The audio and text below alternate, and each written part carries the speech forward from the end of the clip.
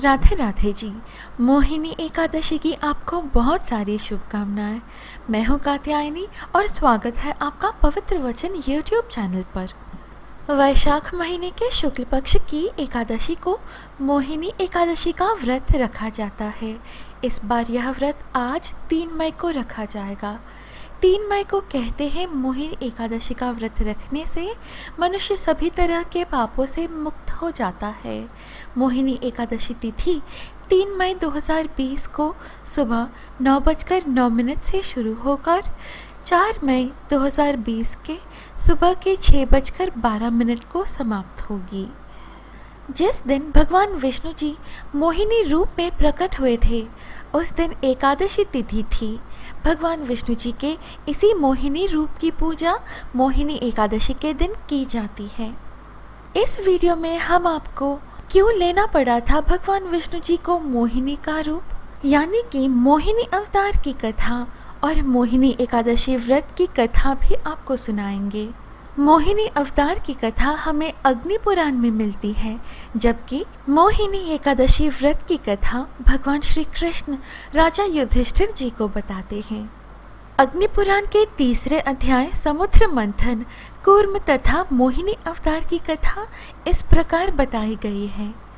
अग्निदेव जी कहते हैं, ऋषि वशिष्ठ, अब मैं कूर्मावतार का वर्णन करूंगा। यह सुनने पर सब पापों का नाश हो जाता है। पूर्व काल की बात है। देवासुर संग्राम में दैत्यों ने देवताओं को परास्त कर दिया था। सभी देवतागण ऋषि दुर्वासा के शाप से भी लक्ष्मी रहित हो गए थे। तब संपूर्ण देवता क्षीरसागर में शयन करने वाले भगवान विष्णु जी के पास जाकर बोले, भगवान आप देवताओं की रक्षा कीजिए। सुनकर भगवान श्री हरि विष्णु जी ने ब्रह्मादि देवताओं से कहा, देवगण तुम लोग क्षीर समुद्र को मथने, अमृत प्राप्त करने और लक्ष्मी को पाने के लिए असुरों से संधि कर लो। कोई बड़ा काम या भारी प्रलोभन आ पड़ने पर शत्रुओं से भी संधि कर लेनी चाहिए। मैं तुम लोगों को अमृत का भागी बनाऊंगा और दैत्यों को उनसे वंचित रखूंगा। मंदराचल को मथाने और वासुकी नाग को नीति बनाकर आलस्य रहित हो। मेरी सहायता से तुम लोग क्षीर सागर का मंथन करो। भगवान श्री विष्णु जी के ऐसा कहने पर देवता दैत्यों के साथ संधि करके क्षीर समुद्र पर आए। फिर तो उन्होंने एक साथ मिलकर समुद्र मंथन आरंभ किया। जिस ओर वासुकी नाग की पूंछ थी उसी ओर देवता खड़े थे। दानव वासुकी नाग के निश्वास से क्षीण हो रहे थे और देवताओं को भगवान विष्णु जी अपनी कृपा से परिपुष्ट कर रहे थे। समुद्र मंथन आरंभ होने पर कोई आधार न मिलने से मंदराचल पर्वत समुद्र में डूब गया। तब भगवान विष्णु जी ने कूर्म यानी कछुए का रूप धारण करके मंदराचल को अपनी पीठ पर रख लिया। फिर जब समुद्र माथा जाने लगा तो उसके भीतर से हलाहल विष प्रकट हुआ। उसे भगवान शंकर जी ने अपने कंठ में धारण कर लिया। इससे वे नीलकंठ नाम से प्रसिद्ध हुए। तत्पश्चात समुद्र से वारुणी देवी, पारिजात वृक्ष, कौस्तुभ मणि, गौएं तथा दिव्य अप्सराएं प्रकट हुई। फिर माँ लक्ष्मी देवी का प्रादुर्भाव हुआ। वे भगवान विष्णु जी को प्राप्त हुई। संपूर्ण देवताओं ने उनका दर्शन और स्तवन किया। इससे वे लक्ष्मीवान हो गए। तदनंतर भगवान विष्णु जी के अंशभूत धन्वंतरी जी, जो आयुर्वेद के प्रवर्तक हैं, हाथ में अमृत से भरा हुआ कलश लिए प्रकट हुए। दैत्यों ने उनके हाथ से अमृत छीन लिया था और उसमें से आधा हिस्सा देवताओं को देकर वे सब चलते बने। उनमें जंभ आदि दैत्य प्रधान थे। अमृत के ग्रहण करने की बात पर असुर और देवतागण आपस में झगड़ने लगे कि अमृत का पान पहले कौन करेगा। सभी एक स्वर में कहने लगे, पहले मैं पीऊंगा, पहले मैं का स्वर गूंजने लगा। तभी देवताओं का कार्य सिद्ध करने वाले भगवान विष्णु जी ने अत्यंत अद्भुत, अत्यंत मनमोहक अवर्णीय स्त्री रूप धारण कर लिया। भगवान विष्णु जी के मोहिनी रूप का वर्णन करना असंभव है, उस रूप की कल्पना करना भी संभव न था। उनका शरीर नील कमल के समान श्याम और नयनों को अपनी ओर आकर्षित करने वाला था। सुंदर कपोल, ऊंची नासिका, रमणीय मुख, पतली और आकर्षित करने वाली कमर, लंबे केश, सुंदर कंठ, माला धारण किए हुए, सुंदर भुजाओं में बाजूबंद शोभित थे। स्त्री रूप धारण करे साक्षात भगवान श्री हरि विष्णु जी असुरों की ओर जाने लगे। असुरों की दृष्टि मोहिनी रूप धारण किए हुए प्रभु जी के स्त्री रूप पर पड़ी। जिस भी असुर की दृष्टि सुंदर स्त्री पर पड़ी, वही मोहित हो गया और उनके पदचाप के पीछे पीछे चलने लगे। उन्होंने पूछा, हे अनुपम सुंदरी, आप कौन हैं? हे कमल नयनी, आप कौन हैं? किसकी कन्या हैं और किस उद्देश्य से यहाँ आई हैं? सुंदरी, अवश्य ही विधाता ने ही दया करके हमारे लिए आपको यहाँ भेजा होगा। हे सुंदरी, अब आप यहाँ आई हैं तो हमारा झगड़ा सुलझाने में हमारी सहायता करें।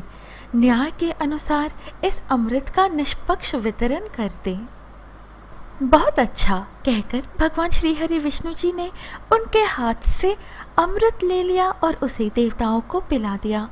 दैत्यों को मोहिनी रूपधारी प्रभु जी से अत्यंत प्रेम हो गया था। इसी कारण असुर शांत चित्त से मोहिनी जी के ओर देखते रहे। उन्होंने झगड़ा नहीं किया क्योंकि उन्हें कुछ भी ज्ञान ही नहीं था, वे सब मोहावस्था में थे। उस समय राहु नामक दैत्य सुर रूप धारण कर देवताओं की पंक्ति में आ बैठा और अमृतपान करने लगा। तो सूर्य और चंद्रमा ने उसको देख लिया और मोहिनी रूपधारी भगवान श्री हरि विष्णु जी ने सुदर्शन चक्र से उसका मस्तक काट डाला। उसका सर अलग हो गया और भुजाओं सहित धड़ अलग रह गया, क्योंकि अमृत उसके कंठ से नीचे उतर न पाए। फिर भगवान जी को उस पर दया आ गई और उन्होंने राहु को अमर बना दिया। तब ग्रह स्वरूप राहु ने भगवान श्री हरि विष्णु जी से कहा, इन सूर्य और चंद्रमा को मेरे द्वारा अनेकों बार ग्रहण लगेगा। उस समय संसार के लोग जो कुछ दान करें वह सब अक्षय हो। भगवान श्री हरि विष्णु जी ने तथास्तु कहकर राहु की बात का अनुमोदन किया। भगवान श्री हरि विष्णु जी के प्रयत्न से ही दैत्यों को अमृत नहीं मिलने पाया, अतः देवताओं ने उन्हें युद्ध में मार गिराया। फिर देवतागण स्वर्ग में विराजमान हुए और दैत्य लोग पाताल में रहने लगे। मोहिनी रूप भगवान विष्णु जी और भस्मासुर की एक कथा हमें मिलती है। भस्मासुर एक ऐसा राक्षस था जिसे यह वरदान प्राप्त था कि वो जिसके सिर पर हाथ रखेगा वह भस्म हो जाएगा। कथा के अनुसार भस्मासुर ने इस शक्ति का गलत प्रयोग शुरू कर दिया और स्वयं भगवान शिव जी को भस्म करने चला। भगवान शिव जी ने भगवान विष्णु जी से सहायता मांगी। तब भगवान विष्णु जी ने मोहिनी रूप धारण किया और भस्मासुर को आकर्षित किया और नृत्य के लिए प्रेरित किया। नृत्य करते समय भस्मासुर भगवान विष्णु जी की ही तरह नृत्य करने लगा और उचित मौका देखकर भगवान विष्णु जी ने अपने सिर पर हाथ रखा, जिसकी नकल भस्मासुर ने की। भस्मासुर अपने ही वरदान से भस्म हो गया। पृथ्वी पर राक्षसी महिषी के वध करने हेतु भगवान शिव जी और भगवान विष्णु जी के मोहिनी रूप की शक्ति मिलकर एक पुत्र का रूप लिया जो अयप्पा नाम से प्रसिद्ध हुए। हरि यानी भगवान विष्णु जी और हरा यानी कि भगवान शिव जी के शक्ति से उत्पन्न होने के कारण उन्हें हरिहरा भी कहते हैं। प्रिय मित्रों, ये थी संक्षेप में मोहिनी अवतार की कथा। आइए अब मोहिनी एकादशी व्रत की कथा सुने। राजा युधिष्ठिर जी ने भगवान श्री कृष्ण जी से पूछा, हे मधुसूदन, वैशाख मास की शुक्ल पक्ष की एकादशी का क्या नाम है तथा उसके उपवास को करने का क्या विधान है? कृपा कर यह सब मुझे विस्तार पूर्वक बताइए। भगवान श्री कृष्ण ने कहा, हे राजा युधिष्ठिर, मैं एक पौराणिक कथा सुनाता हूँ जिसे महर्षि वशिष्ठ जी ने श्री रामचंद्र जी से कहा था। उसे मैं तुमसे कहता हूँ, ध्यान पूर्वक श्रवण करो। एक बार की बात है, श्री राम जी ने महर्षि वशिष्ठ जी से कहा, हे गुरुश्रेष्ठ, मैंने जनक नंदिनी सीता जी के वियोग में बहुत कष्ट भोगे हैं, अतः मेरे कष्टों का नाश किस प्रकार होगा? आप मुझे कोई ऐसा व्रत बताने की कृपा करें जिससे मेरे सभी पाप और कष्ट नष्ट हो जाएं। महर्षि वशिष्ठ जी ने कहा, हे श्री राम, आपने बहुत उत्तम प्रश्न किया है। आपकी बुद्धि अत्यंत कुशाग्र और पवित्र है। आपके नाम के स्मरण मात्र से ही मनुष्य पवित्र हो जाता है। आपने लोकहित में यह बड़ा ही उत्तम प्रश्न किया है। मैं आपको एक एकादशी व्रत का महात्म्य सुनाता हूँ। वैशाख माह के शुक्ल पक्ष की एकादशी का नाम मोहिनी एकादशी है। इस एकादशी का उपवास करने से मनुष्य के सभी पाप तथा क्लेश नष्ट हो जाते हैं। इस उपवास के प्रभाव से मनुष्य मोह के जाल से मुक्त हो जाता है। अतः हे राम, दुखी मनुष्य को इस एकादशी का उपवास अवश्य ही करना चाहिए। इस व्रत के करने से मनुष्य के सभी पाप नष्ट हो जाते हैं। अब आप इसकी कथा को श्रद्धापूर्वक सुनिए। प्राचीन समय में सरस्वती नदी के किनारे भद्रावती नाम की एक नगरी बसी हुई थी। उस नगरी में द्युतिमान नामक राजा राज्य करता था। उसी नगरी में एक वैश्य रहता था जो धन धान्य से पूर्ण था। उसका नाम धनपाल था। वह अत्यंत धर्मात्मा तथा नारायण भक्त था। उसने नगर में अनेक भोजनालय, प्यायु, कुएं, तालाब, धर्मशालाएं आदि बनवाए। सड़कों के किनारे आम, जामुन, नीम आदि के वृक्ष लगवाए जिससे पथिकों को सुख मिले। उस वैश्य के 5 पुत्र थे, जिनमें सबसे बड़ा पुत्र अत्यंत पापी व दुष्ट था। वह वैश्याओं और दुष्टों की संगति करता था। इससे जो समय बचता था उसे वह जुआ खेलने में व्यतीत करता था। वह बड़ा ही अधर्म था और देवता, पितृ आदि किसी को भी नहीं मानता था। अपने पिता का अधिकांश धन वह बुरे व्यसनों में ही उड़ाया करता था। मद्यपान तथा मांस का भक्षण करना उसका नित्य कर्म था। जब काफ़ी समझाने बुझाने पर भी वह सीधे रास्ते पर नहीं आया तो दुखी होकर उसके पिता, भाइयों तथा कुटुंबियों ने उसे घर से निकाल दिया और उसकी निंदा करने लगे। घर से निकलने के बाद वह अपने आभूषणों तथा वस्त्रों को बेच बेच कर अपना गुजारा करने लगा। धन नष्ट हो जाने पर वैश्यों तथा उसके दुष्ट साथियों ने भी उसका साथ छोड़ दिया।